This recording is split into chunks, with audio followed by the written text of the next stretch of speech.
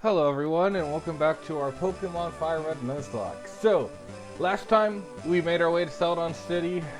Sadly lost Cerberus. Super sad. But right now we're about to get another member of our party. Let's get a Dratini.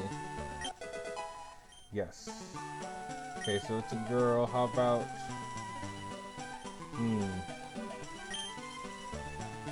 Trying to think of a good dragon name for it.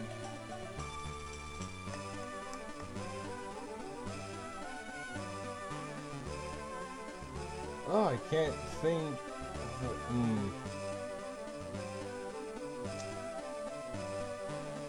This is hard.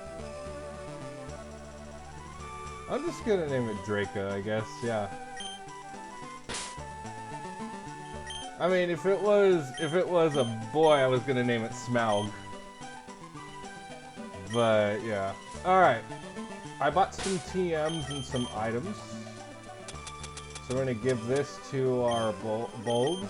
So his grass attacks will be stronger. We have a fire type. Oh right, we lost. I'll save that for Flareon. We'll give this to our Deceiving for water type attacks for now. And we have a Fire Stone. So we're gonna go grab Eevee, nickname Eevee, and then we're gonna go in battle Team Rocket.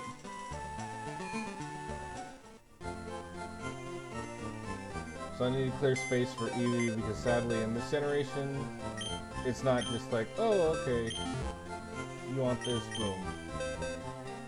So Draco, we're gonna take out.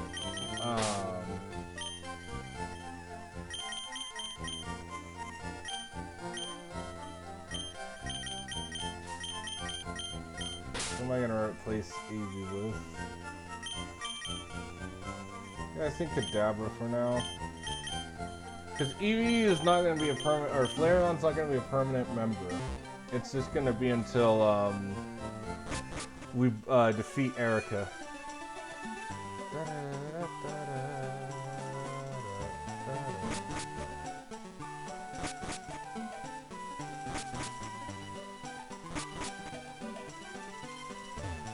Okay, so we go up here, and I go talk with the old lady and get the... Okay. I didn't mean to talk to you. Yep, we're gonna nickname if it's okay. So we'll name it. Let's do Inferno.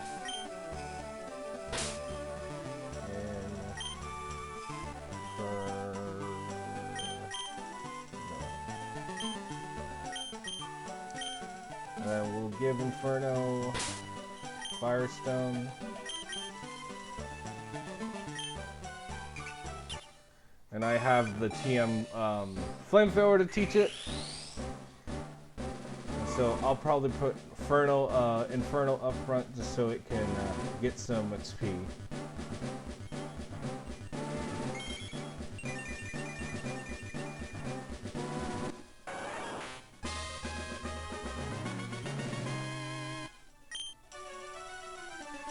Give.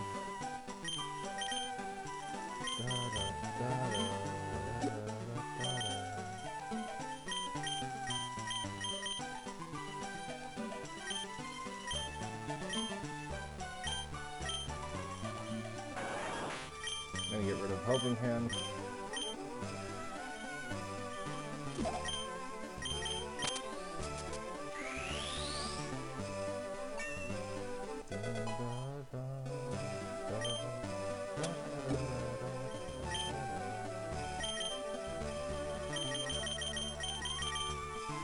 And Draca, I don't know if I'll probably grind off screen to get her up to a Dragonair if I can, because I think 28 is when she becomes Dragonair. But either way, I want to get her up in level because she's the lowest member, so I don't plan on using her in this episode. In this episode, I'm hoping to get a...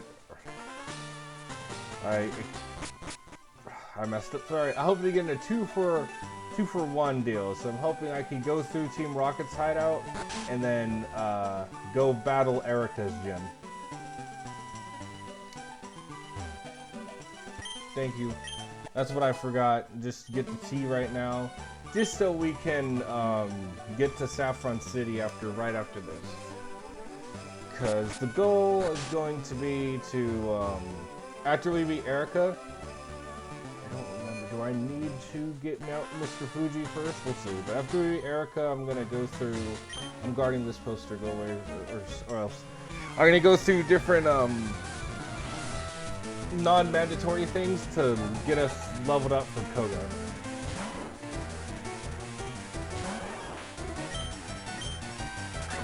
Okay, that was a critical. So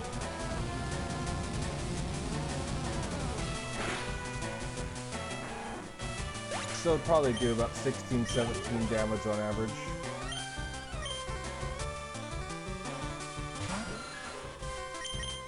Honestly, if we still had Cerberus, I was gonna actually use a Water Stone and get us a Vaporeon and use that in place of Gyarados, just because I know Vaporeon can be very good. And then that happened, where we lost Cerberus. Okay, down we go. So I'm just gonna battle some Team Rocket grunts, get through this, get some free XP for everyone. And then it'll be off to Erica.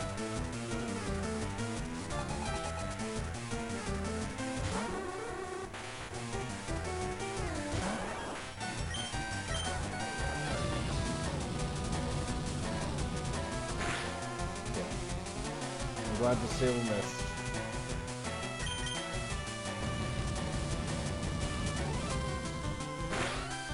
Because Flamethrower is our hardest hitting move. Get knocked up. But we're almost already at 4 gyms, guys, and then it's just doing some more story stuff and then tackling Koga and Sabrina. And so to counter Koga, I think I'm just gonna rely on Nidoking. I mean, Psychic's good, but having a poison type who's gonna resist all his poison attacks, like Nidoking, will be cool. I'm gonna bring Kadabra just in case leveled up. I don't think I'll get an Alakazam this time. But, I will just bring Kadabra just in case to handle, anything else Koga throws at us. And then as for, a counter against Sabrina, I'm gonna get a Haunter and, teach it Shadow Ball and it'll have Shadow Punch. And so that should pretty much help us counter Sabrina. Now, if she's faster, it's gonna be scary, but that should help us. Another one who was gonna help us, once again, it was gonna be our Cerberus because of Bite, but that's okay. It's disappointing, but I have other Pokemon that can help. And maybe Flareon will learn Bite, you know?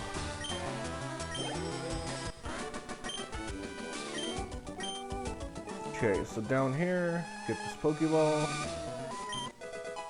Go up. Is there a path down here? I don't remember, right?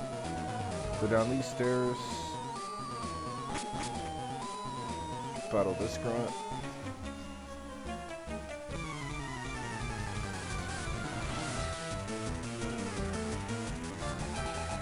But yeah, I gotta say, compared to Soul Silver, I'm so glad about, or Heart Gold and Soul Silver, the rocket battles in this game, because there's a lot of them, but they're spaced out, right? So you battle a bunch in Mount Moon, and then you're pretty much done, and you just have 2 extra in Celadon, right?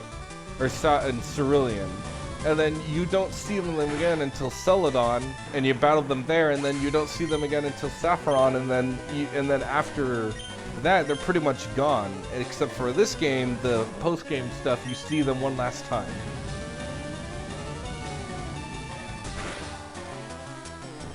Post-game is going to be fun because that's when we get some Johto Pokemon, because I'm going to do the Team Rocket version of that. I don't think I'll do anything else. And then, if you guys, like, say in the comments down below if you want to see me tackle the Pokemon Tower, because if that's the case, I'll dedicate that to a separate video. It's a post-game thing. I'll see what, like, the max level is in the Pokemon Tower, and grind the Pokemon up to it, and then we'll try to tackle it and see if I wipe or if I can actually conquer the Pokemon Tower.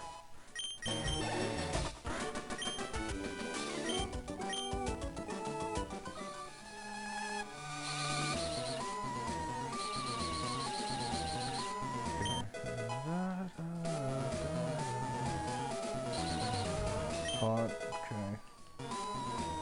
Why'd you do that, game? Here, down here.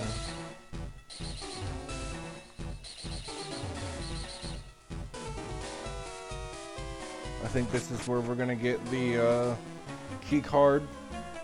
And if not, if it's the floor down below, I'll just head down below and grab it.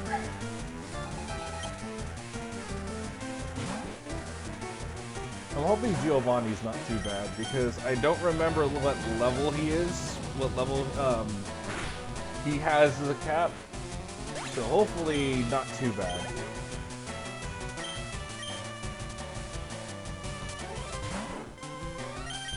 But there we go, Flareon.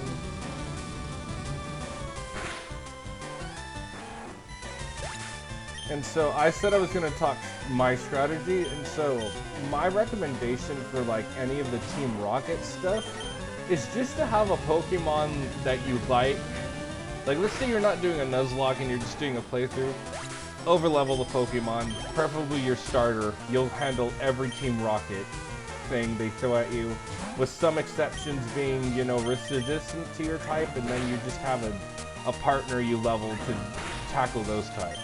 Now for a Nuzlocke, again, just make sure your Pokemon are decently leveled and you can pretty much tackle any Team Rocket thing, as you can see.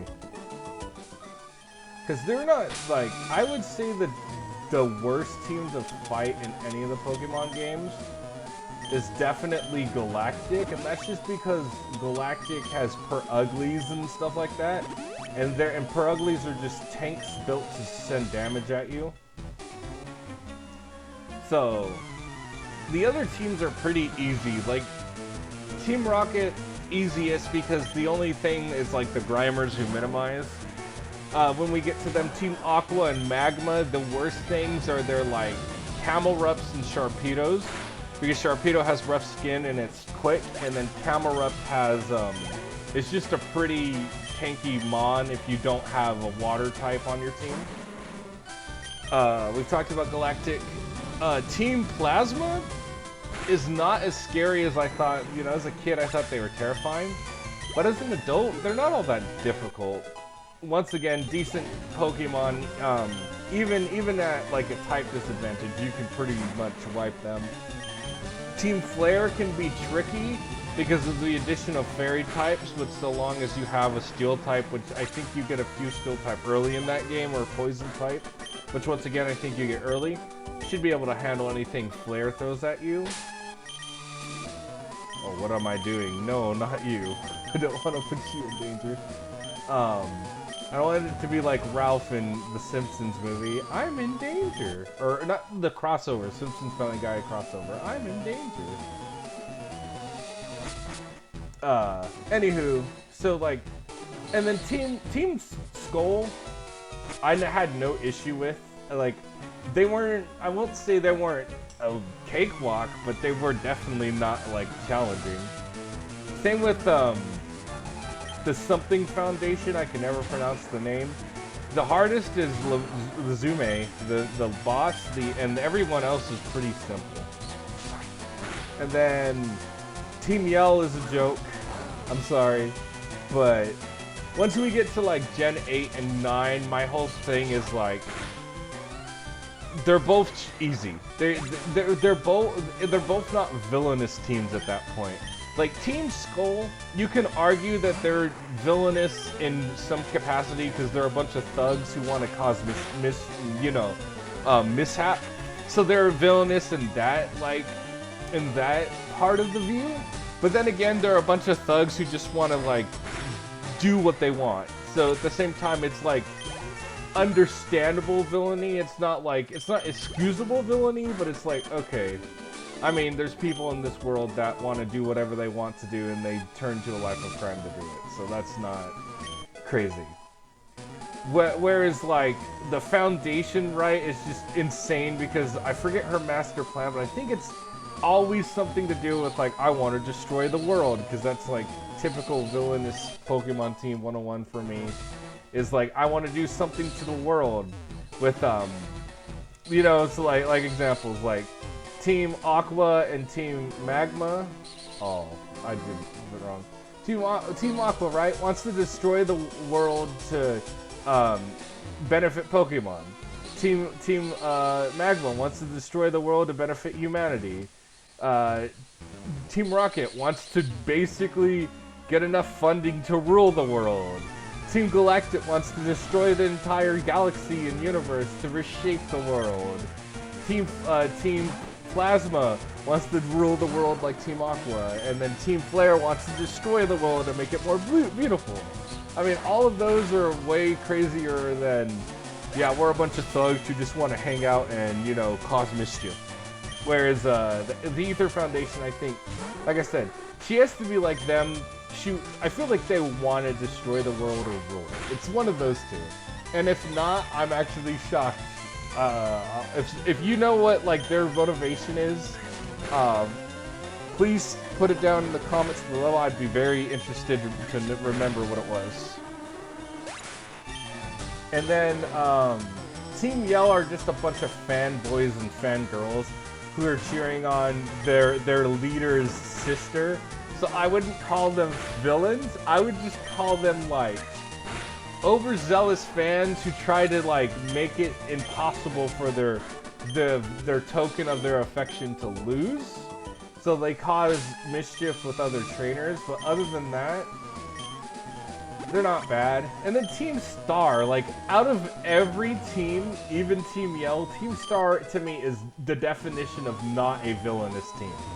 I mean, yes, certain members are bullies, but it's the whole purpose of Team Star. And if you haven't played Violet and Scarlet, I apologize, but it's been out for a minute, so I don't think this is much of a spoiler.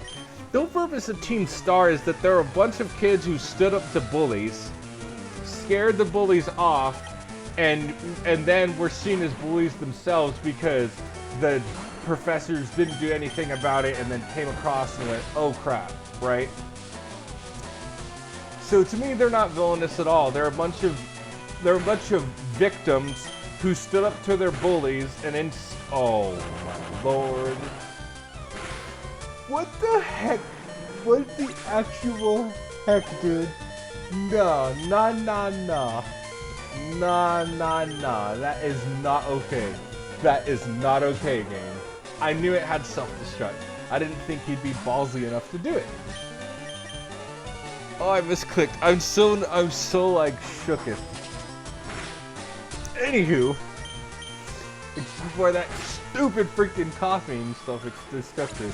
They're just, to me, Team Star is the definition of victims who became the evil they were trying to fight against, right?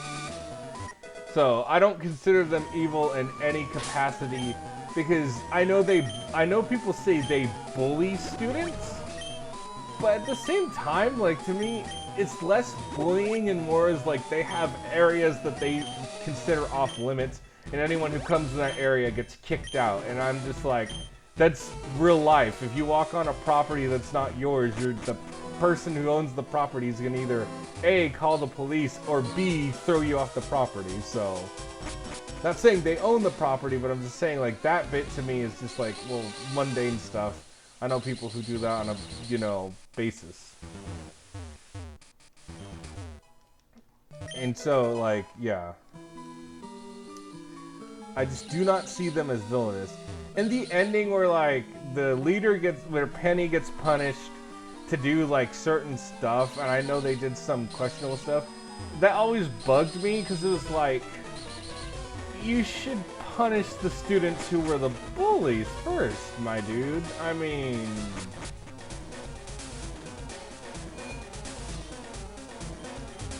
yes, they did wrong, and we shouldn't condone their actions, but don't just punish them. Go grab the bullies that bullied them, like, who bullied you, and expel them from the school. But that, you know, unless maybe the new anime leads into that better, maybe when they get to the end of it, you know, they'll better explain that. But in the game, to me, that was the most, like, least satisfying ending of a team, is like, oh, because you did this, you're gonna work for the school, but we're not really mad at you because we understand. Okay, well then go find the other bullies. If they graduated, you know, make sure they're not doing it because they think they can get away with it after graduating. And yes, there's certain bullies. I'm like, in my head, I'm picturing that one part when you go to battle. I will call her like the final boss before the final boss, so like the final lieutenant, we'll call her.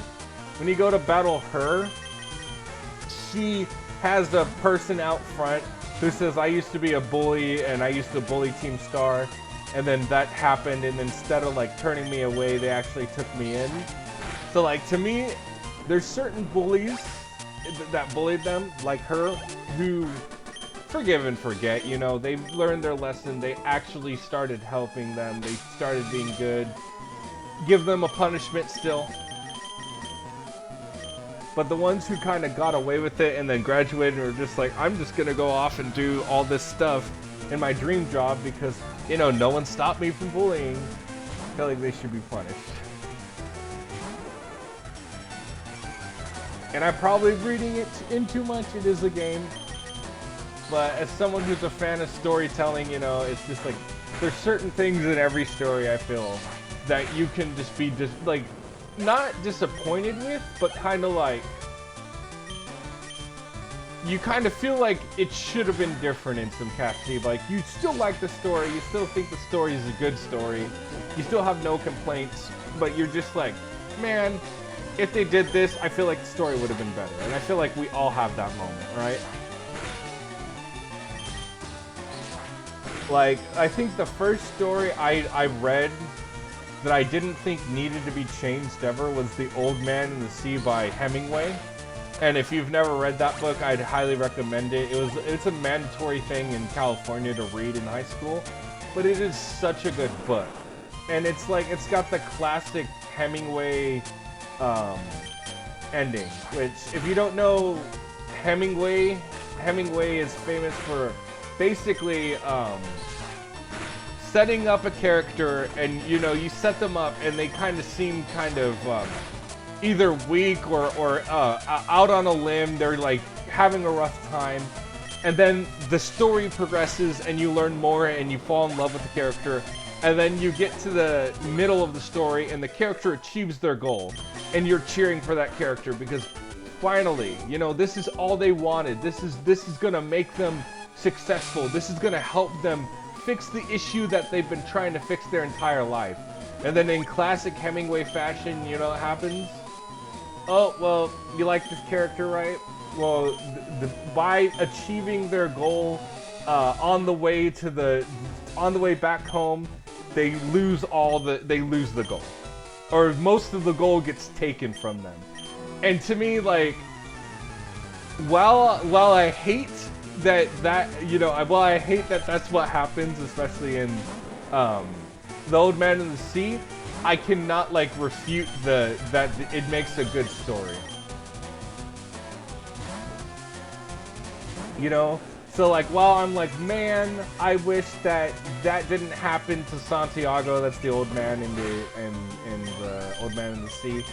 At the same time, it's more of like, it's not disappointment in the story or how the book ended, or it's not like want of how it ended or the story. It's just more of like, I really got to like this character, and then you did this to me, like, great, it was an unexpected twist, and I do love that you did it, but man, I wish my character just had a break, because I know they've been trying. It's that feeling rather than like in something like, trying to think of a good example, because I got a few.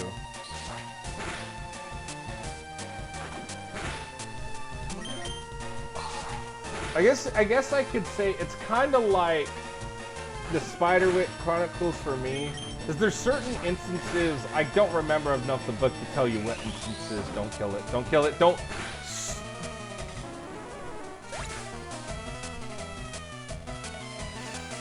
Oh my, really?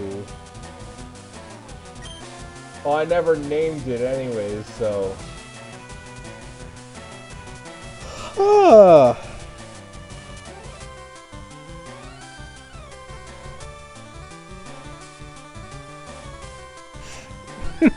What the heck? What the actual heck? Yes, it was gonna be replaced for freaking. It was gonna be replaced for freaking Dragonite. But I don't have Dragonite until level 55 games. Oh, that one's not even sad, it's just frustrating because there was no way I could have avoided that. Mega Punch does so much, so stupid damage. The minute I saw Mega Punch, I was like, please take it, please take it, please take it, and it didn't.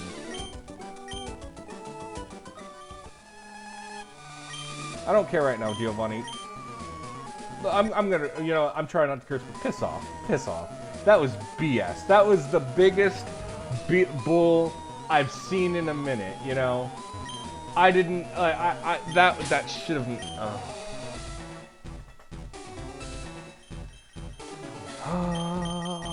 it's okay. It's okay, it's okay. I'm all messed up now, going back and forth. You know, we got it done. We had one casualty. One casualty's not terrible. It's unideal, it's frustrating, but it's not terrible. Okay, back to the Spider Ridge Chronicles. I don't remember enough of the book to really, you know, give you, well, then it's a bad example, so I should give you outright examples, right?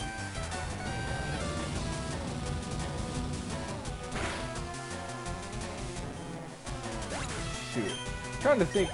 I've read so many books. Okay, so Chronicles of Narnia, here we go. So one thing to this day I kind of have an issue with like Chronicles of Narnia, even though I love it, is one big criticism I always have about it is that the story never tells you exactly certain key points. Like example, if you haven't, the first book most people read is called The Lion, the Witch, and the Wardrobe. That's not the first book in the series. The first book in the series is about, it's like the Chronicles of Narnia is in the Rings of Magic or something. And so in the book you have a brother and sister pair, and they are the first to enter what is Narnia. And when they enter Narnia, Narnia is all grand and great because the White Witch hasn't appeared yet. She is still trapped after what they did at the Stone Table millennia before, right? And so they go in there and they find these rings, and each has a ring, and the ring's immensely powerful, and because they're children of man, it's even more powerful, right? So they have these rings, and in using these rings, they discover the White Witch of the North in her like frozen form. And even though the sister doesn't want to release the White Witch, the brother kind of feels bad and is like, well, no, maybe she's trapped here, maybe she's trapped here because someone evil did this to her. I just remembered I need to bring Gloom to get to the gym, so that's why I'm back. And so he releases her, and at first she plays him like, you know, Edmund, if you remember Edmund from The Lion, the Witch, and the Wardrobe, which is the youngest brother. And so she plays him, and you know, and he kind of, I don't think he necessarily falls in love with her because I think the kids are like 10 or 12. So, you know, old enough to have like relationships, but you know, not old enough to be like, I love this person without meaning it in a different way.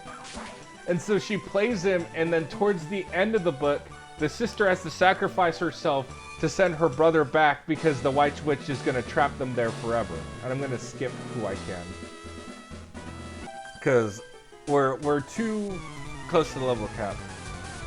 And so the book ends with the sister being trapped in Narnia and the brother being put back into the real world, right? And so my question to this day, and I know the creator's probably long since passed away, but if I could meet someone who knew the creator, I'd be like, is the brother in the first book the professor in The Lion and Witch in the Wardrobe, which is the second book in the series?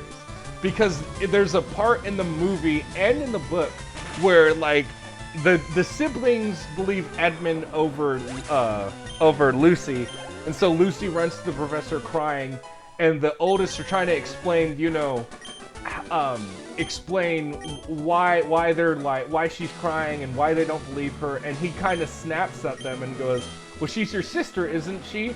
She's the only one you got, and you need to respect that. And so to me, every time I read that line or see it in the movie, I go, is he the brother? Because it's kind of odd. Like, I can understand an older gentleman getting mad at siblings fighting, but specifically at a sibling, and specifically saying the word sibling, makes me think the old man is the brother. And because he lost his sister because of his own incompetence, he gets mad at them for, you know, because to him it's like, you're gonna lose your sister if you continue to push her away and call her a liar.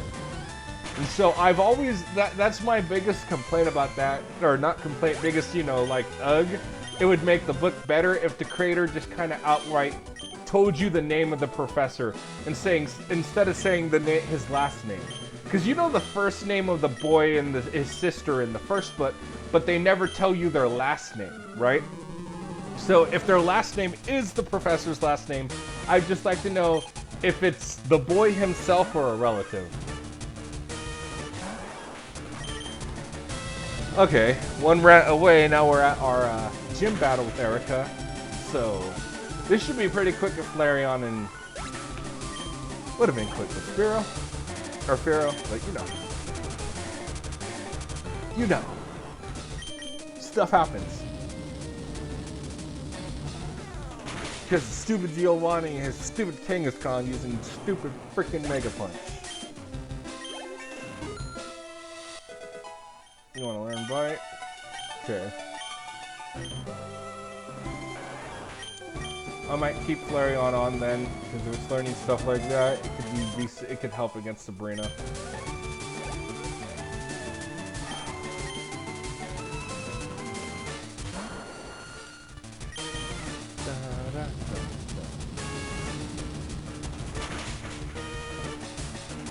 So off screen, I'm gonna have to debate on who we add to the team because I don't need another poison grass type.